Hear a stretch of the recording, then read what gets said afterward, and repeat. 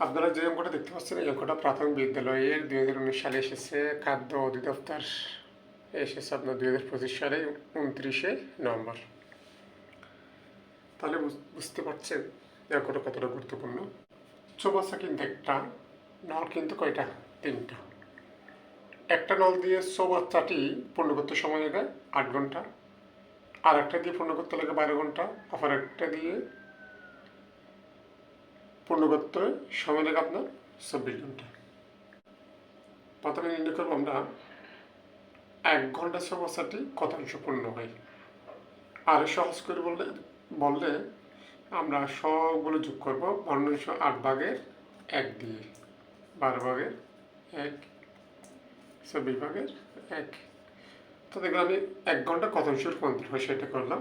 আপনি যদি এতটুকু যদি না বুঝেন তাহলে আপনি কী করবেন, প্রত্যেকটা ঘন্টার পর 1 বসা দিয়ে কী করবেন, যোগ করবেন।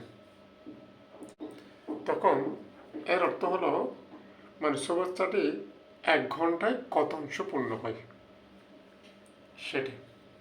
তাহলে আপনি যোগ করুন, আমার এখানে লসাগু হবে 24, তারপর 3 × 24, 12 দুগুণ 24, এটা হবে 1। আমার হয়ে গেল 24 ভাগের 6, 4 × 24 সমান কত? 4 ভাগের 1 অংশ। অর্থাৎ চৌবাচ্চাটি আমার 1 ঘন্টা পূর্ণ হয় 4 ভাগের 1 অংশ। আমি আবার বলতেছি, আপনি যদি এতটুকু নাই বুঝেন আপনি কী করবেন, সবগুলো কী করে ফেলবেন, যোগ করবেন, মানে প্রত্যেকটার পর 1 বসায় দিয়ে কী করবেন, যোগ করবেন।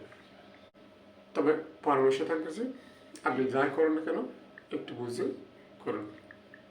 তাহলে দেখুন, আবার 3টি নল যখন একসঙ্গে খুলে দেওয়া হয় চৌবাচ্চাটি 3/4 কী হয়, পূর্ণ হয়। মানে কত সময় লাগবে? 3/4,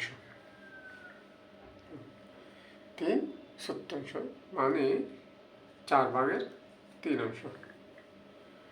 আমি এটা কী করবো, এটা দ্বারা ভাগ করবো,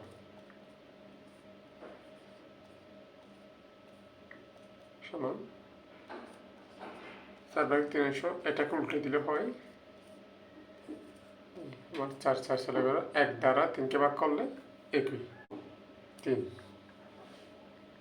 তাহলে আমার সঠিক উত্তর কত হবে? 3, এই যে 3 ঘন্টা।